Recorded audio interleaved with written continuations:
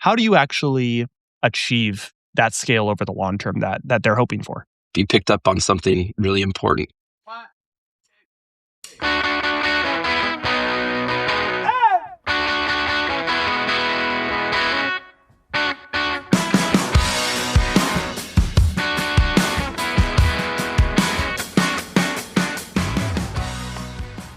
Coming up, we're talking to our good friend, the founder and CEO of Agtonomy, Tim Bucher, all about his recent Series A round for Agtonomy, as well as what's happening in ag tech right now. Great conversation coming up. The Modern Acre is presented by Yield Energy. Yield turns irrigation pumps and other on-farm energy assets into virtual power plants.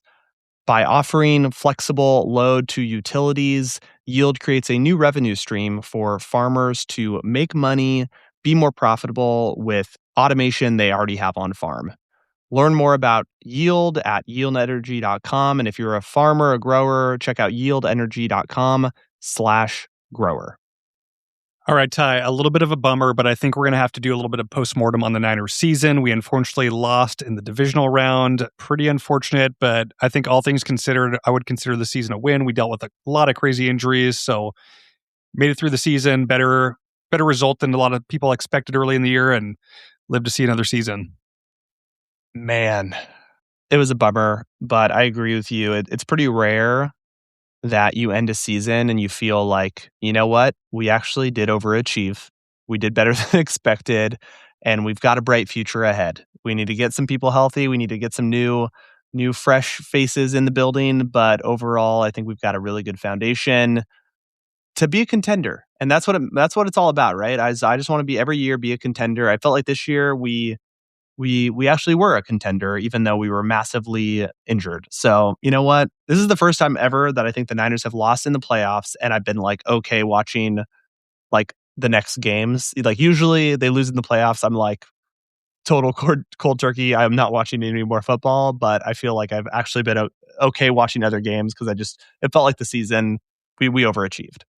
Yeah, it's going to be we're just in the toughest division. It's crazy being there with the Rams and the Seahawks. It's just going to be a tough battle the next few years. But usually when those teams succeed, they're going to lose players because they have to pay people, and not all the money's going to go around. So I feel like the Seahawks could have some turnover in their rosters the next couple of years. That'll make things interesting. But now we get to get into the offseason time. We get to start scheming about who are we going to draft, what free agents are out there. Niners are so back. We just got to move this electrical substation. Have you been following this Niners subplot? Yeah, I don't buy it. I don't buy it. But I am deep down the rabbit hole, dude. You got to move the stadium. Just take out the substation. I'm fine with that. Let's call our friends at PG&E.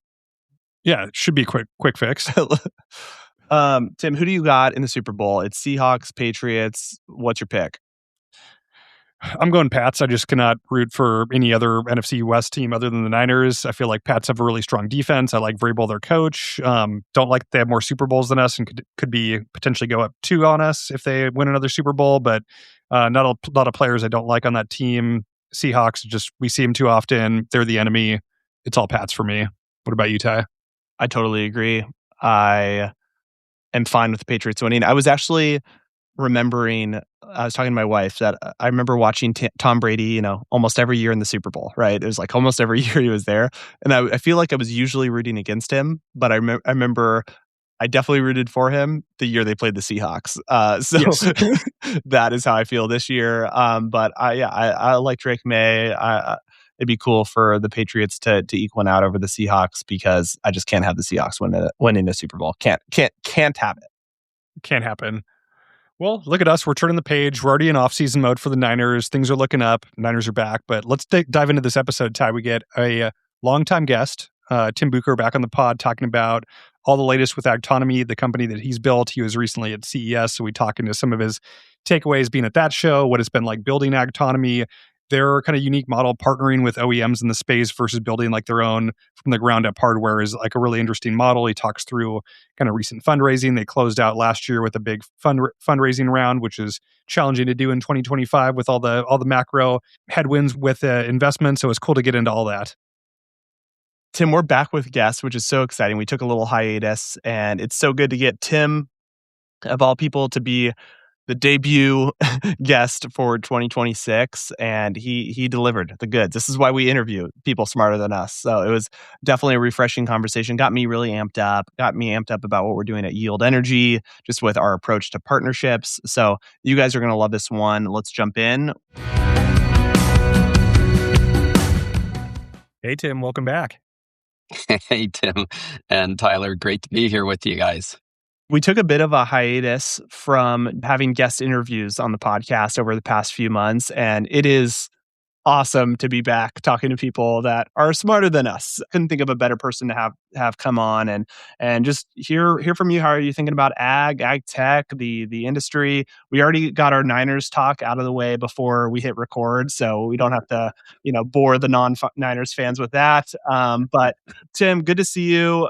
You recently attended CES. Or you just attended CES? I'd love to just hear a little bit more from you about how was CES? What did you see from you wearing the ag tech lens into what's happening in technology and kind of what you were seeing on the ground? So I'd love to just maybe start there. Any kind of interesting insights from being at the show?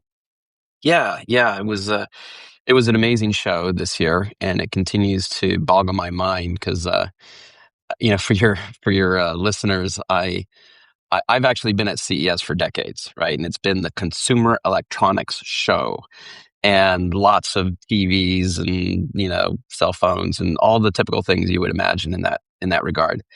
And what happened over the last few years is you started to see mobility come into play, and starting with automotive and whatnot. And then all of a sudden you started to see agricultural companies, equipment companies showing up. And it's been amazing. And this year was really the best in that regard for two reasons. Number one, all the big players had their big booths there, which was stunning. You have your Kubotas, your John Deeres, your Caterpillars, you had, all kinds of industrial, your Doosan Bobcats.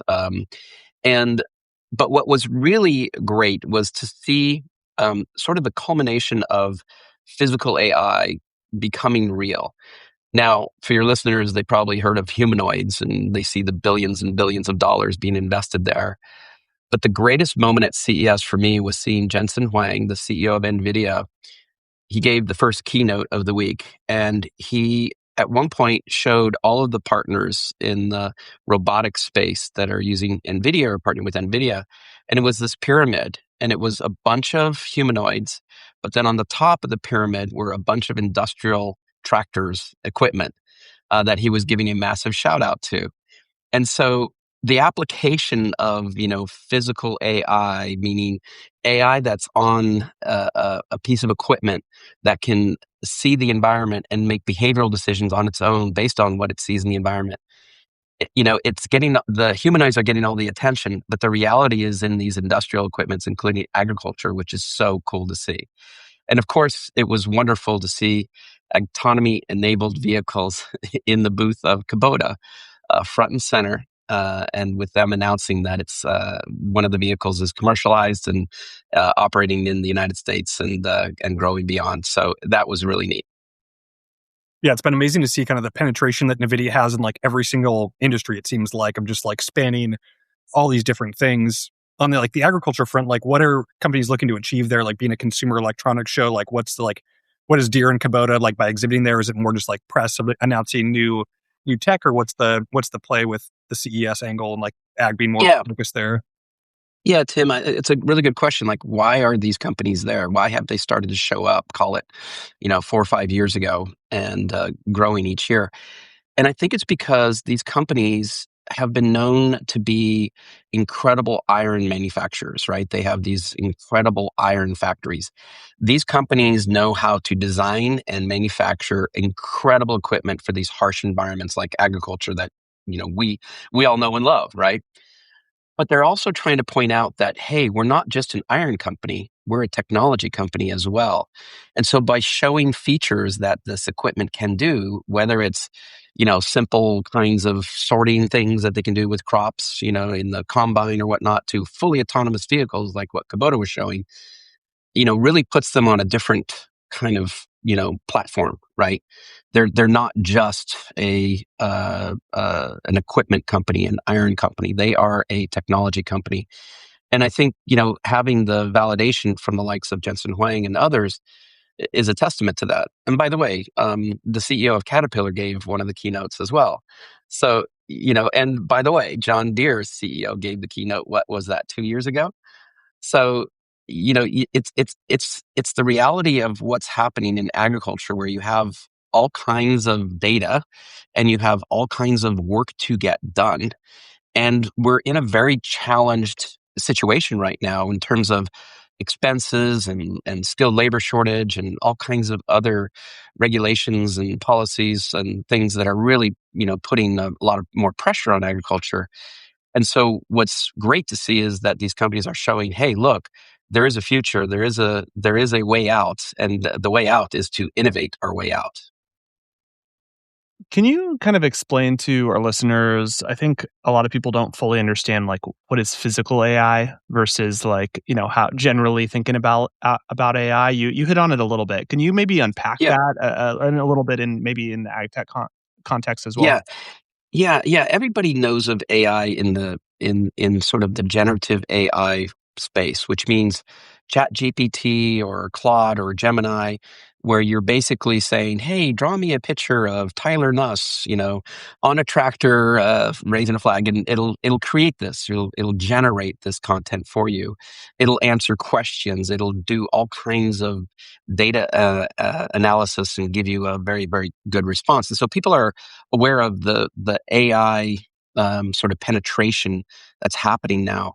But now, if you take the AI and take these models and take this, machine learning that is now possible based upon data sets that you see in agriculture, like different crop types and whatnot, and you bring the compute power onto a vehicle, and that compute power allows your autonomy stack to basically perceive things in the environment and understand the environment, and then make changes to the way the equipment is going through that environment in order to get work done, right? Because that's the biggest challenge that all these industrial markets have, agriculture, construction, land maintenance, warehouse logistics.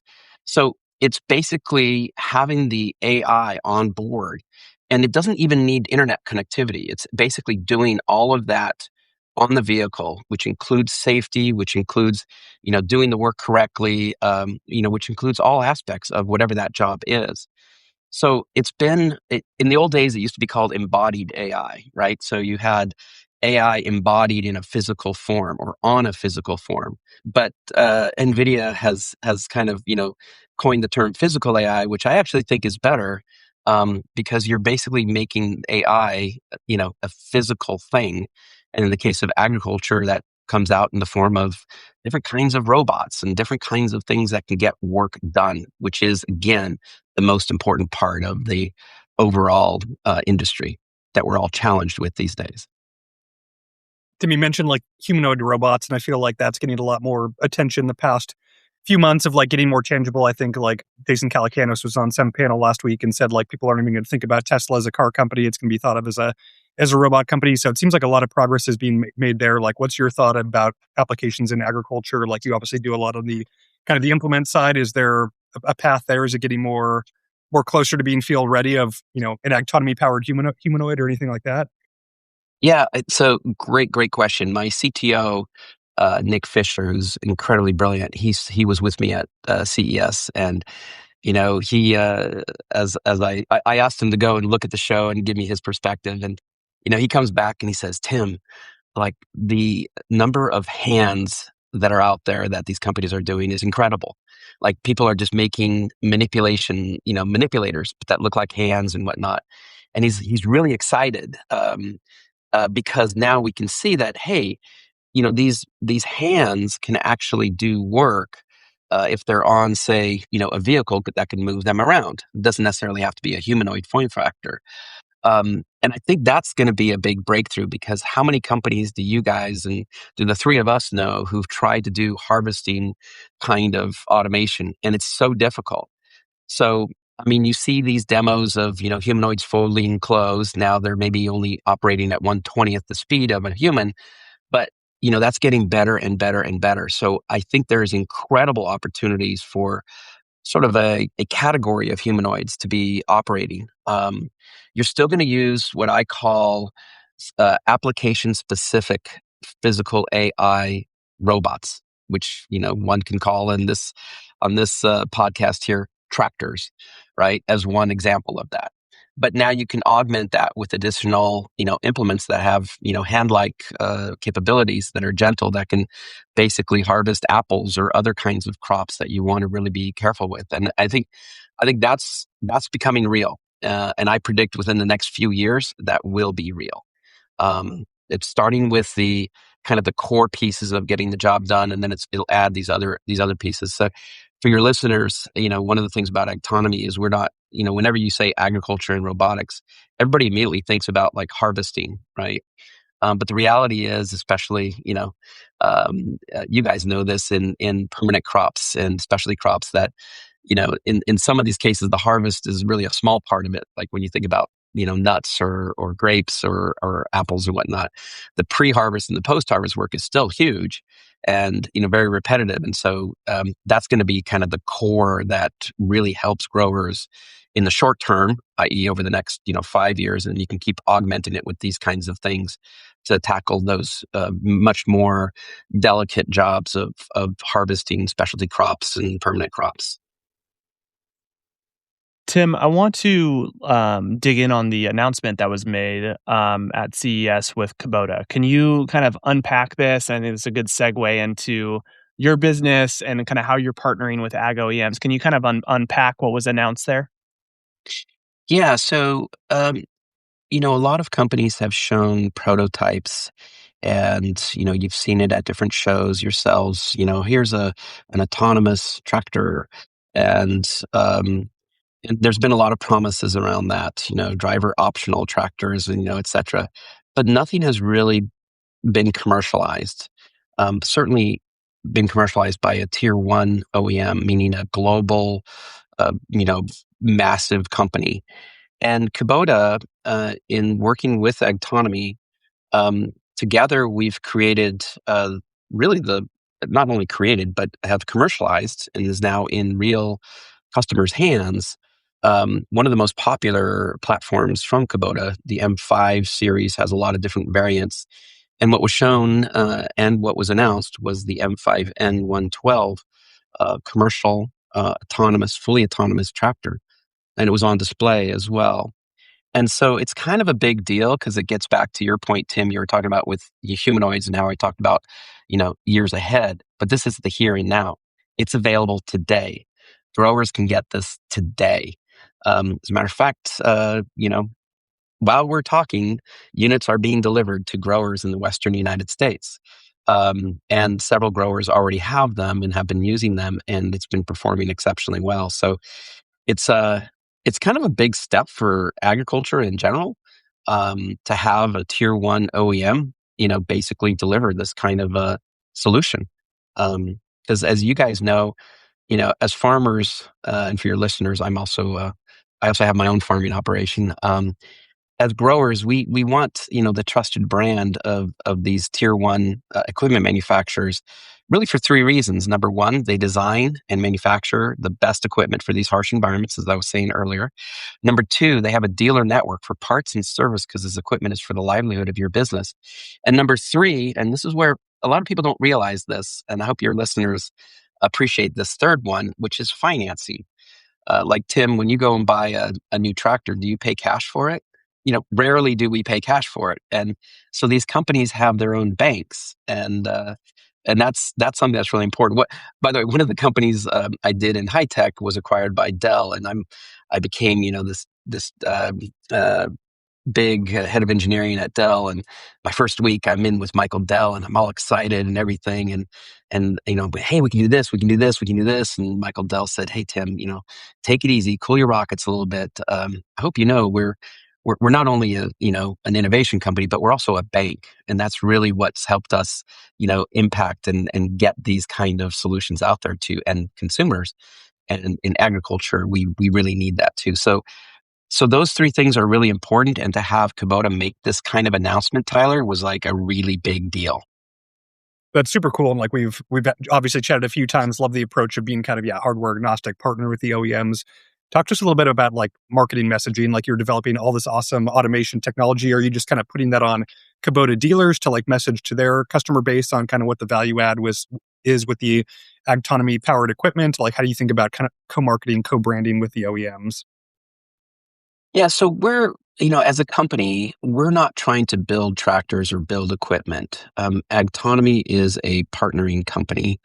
We believe that those folks who are out there in tractors, in implements, in data collection, and other kinds of hardware equipment, they do this really, really well, and they have those dealers who can message the value that it can bring to the end consumers. So, we're kind of like an ingredient brand, if you will. Agtonomy enabled. As a matter of fact, that's what the Kubota tractor has a sticker on the side, and it says Agtonomy enabled.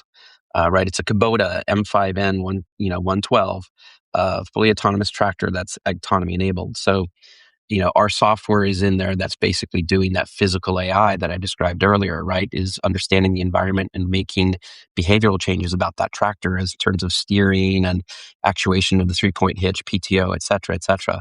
The implements are really important too because nobody goes tractoring, right? We basically use these wonderful pieces of equipment to get a job done, and so you have to factor that into the technology because you want to be able to mow properly or spray properly or underplant cultivation or disc, seed, you name it.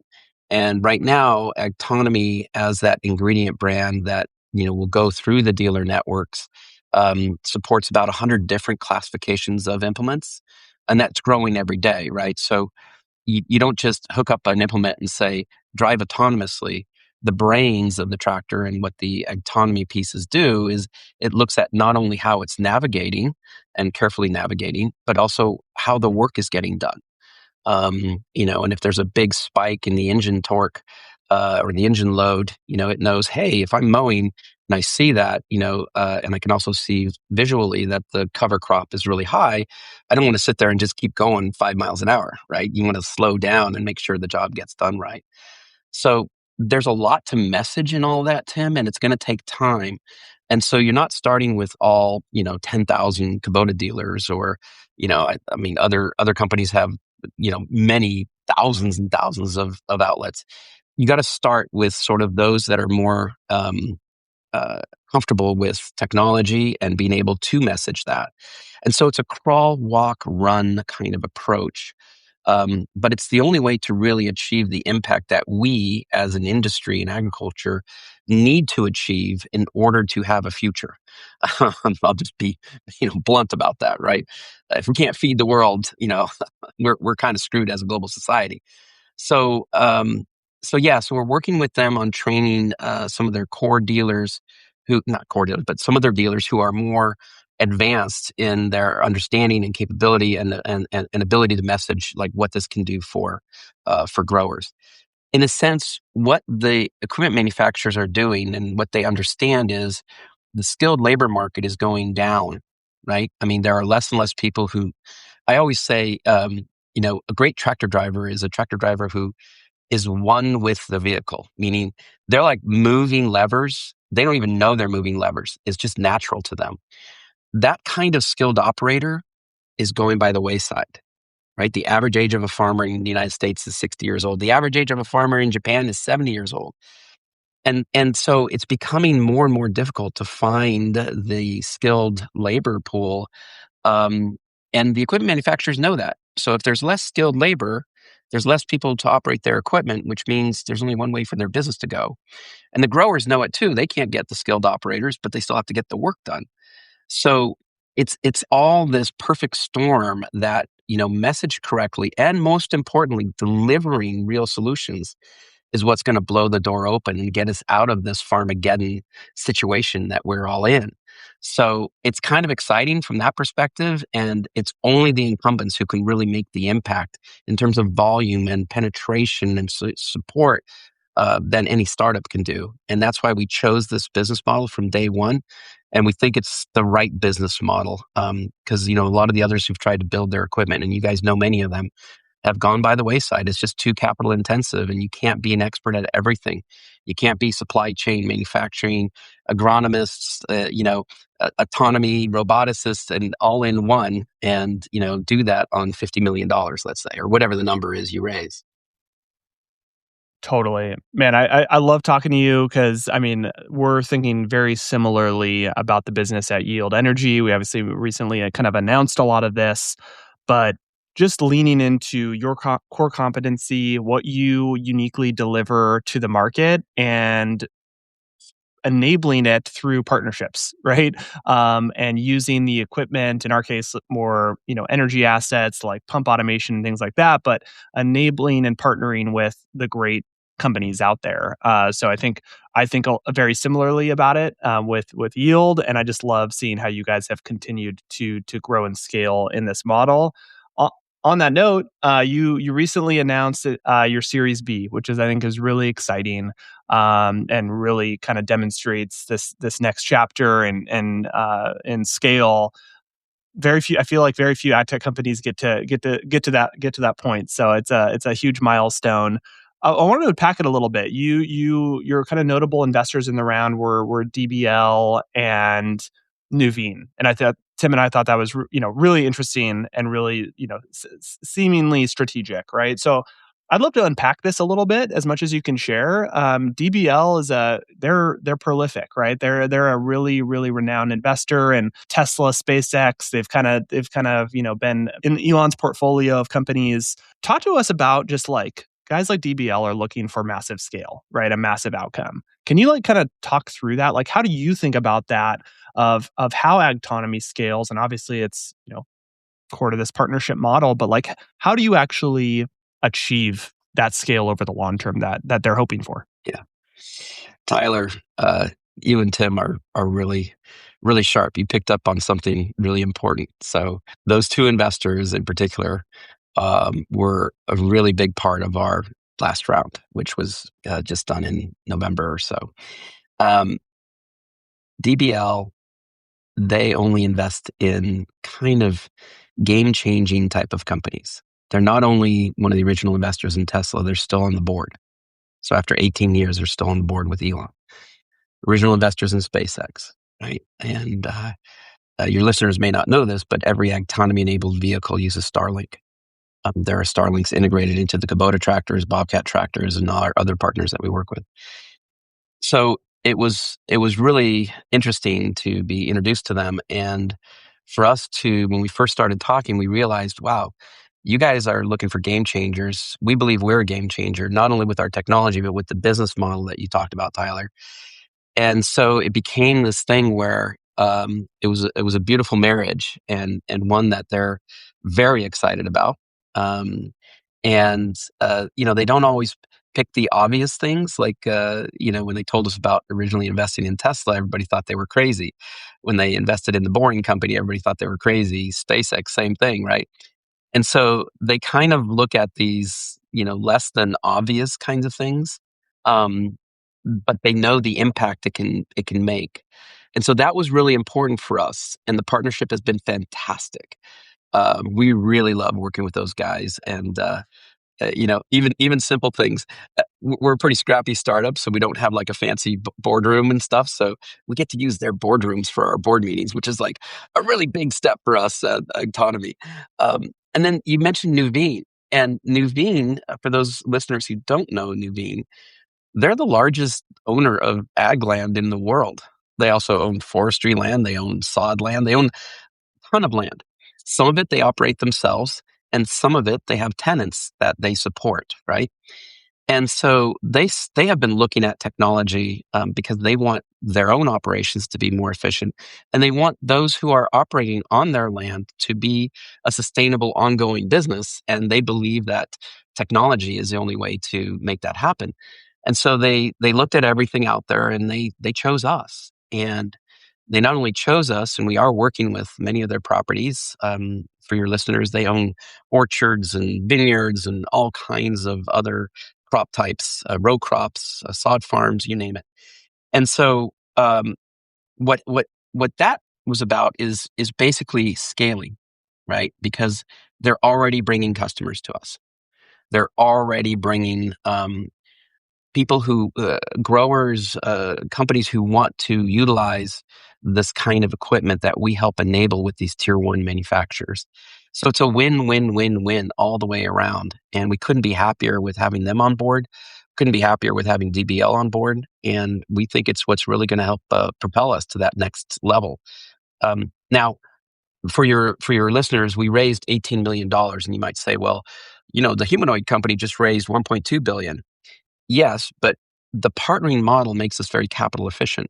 So we don't have to have supply chain, designing or engineering, designing new actuators that have never existed before, which costs, a couple hundred million. And then, manufacturing of that, which costs another couple hundred million.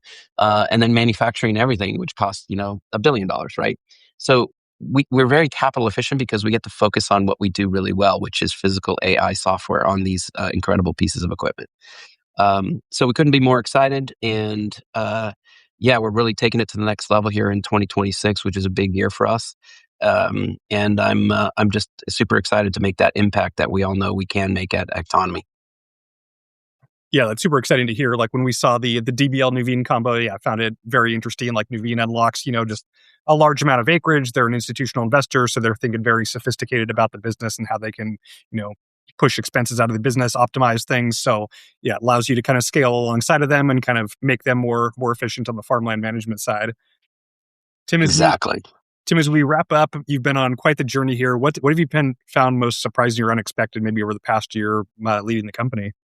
Great question, Tim. And I'm super excited to share this with your listeners. When we started the company, I had no idea that certain things would happen. And certainly over the last, 2 years, I didn't think some of this stuff would happen. Like I had no idea. There are so many other benefits that occur when you start to create real autonomous solutions out there in agriculture, for example. And one of the things that's really hit us hard this year is by doing this kind of technology, we're attracting a new generation of farmers. I had a meeting, I had a big session down in just south of King City, California on Friday of last week. And the all of this particular customer has a lot of ranches, and they brought all of their folks who are operating autonomy enabled equipment together. And we had this big powwow. And the coolest thing for me to see was that all of the folks who are operating equipment were in their 20s, and they didn't introduce themselves as tractor drivers. They all introduced themselves as ag tech operators.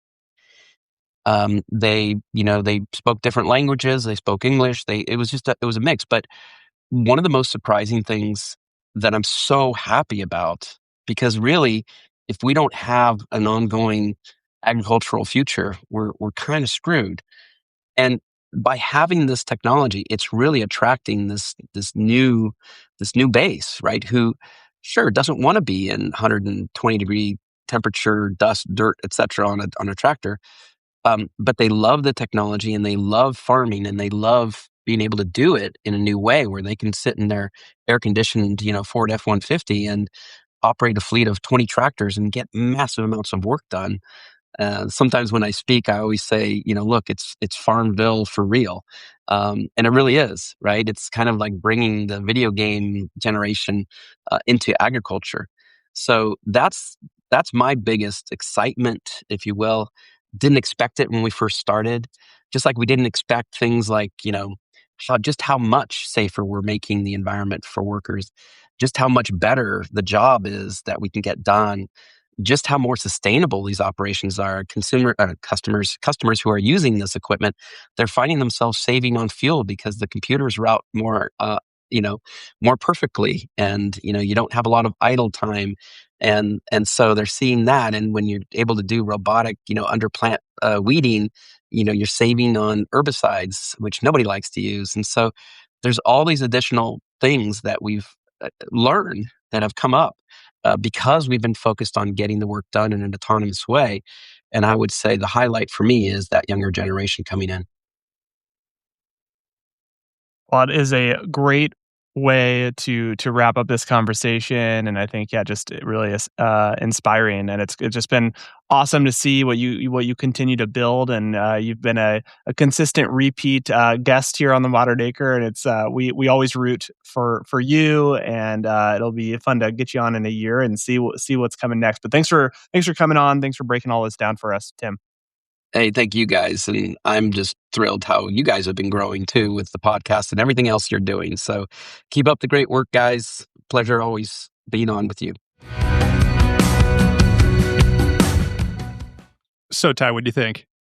Just always been a big fan of Agtonomy, and I just feel like Tim is the right leader. He's had the vision from the beginning. They've kind of had this hardware agnostic vision from the beginning, and they're starting to really drive adoption and build these partnerships and get traction. And it's really cool to see. And I love our discussion on their investors. Like that, thought that was really cool. Like DBL, big Tesla Elon investor that is investing in Agtonomy because of the opportunity in front of it. So digging into that, I think, was really interesting. So hope you guys enjoyed it. Loved having Tim back on the pod. Be sure to check them out. We'll link Tim's LinkedIn as well as Agtonomy, their website. Be sure to check them out and follow what they're up to. We appreciate you guys listening. We'll be back next week.